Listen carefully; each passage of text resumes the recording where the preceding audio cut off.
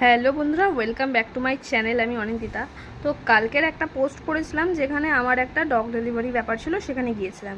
অনেকেই অনেক রকম কমেন্ট করেছো, অনেকে বলছো যে আপনি কি ডগ ব্রিড, আপনাকে ডগ ব্রিড মনে হয় না, আপনি এরকম অনেক রকমই। তো তোমরা অনেকেই বলছো যে দিদি ডগ ব্রিড কি না, তুমি ডগ সেল কেন করো, কি বৃত্তান্ত, অনেক রকম কমেন্ট। তো আমার একটা কথা তোমাদের বলে রাখি যে ডগ সেল করাটা কি খুব খারাপ বিষয়?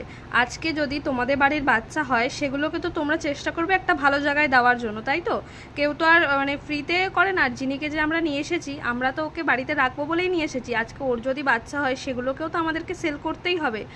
একটা বাচ্চা হয়তো বাড়িতে রাখবো, বাকি বাচ্চাগুলো তো সেল করতে হবে। এভাবেই তো সবাই একজনের কাছ থেকে আর একজন নেয়, আর একজনের কাছ থেকে আর একজন, সব বাচ্চারা ভালো ভালো বাড়ি পায়। তো সেভাবেই আমার বাপের বাড়িতে রড হুইলার আছে, তো ওর ভিডিও আমি কখনো ছাড়ি না। ওর বাচ্চা হয়েছে বলে সেগুলোই আমাদেরকে অনেকে বলেছে নেবো বলেই সেগুলো দিয়ে আসতে গিয়েছিলাম। সেটা কি খুব ভুল? এক একজনের কমেন্টগুলো না সত্যিই খারাপ। তোমরা কি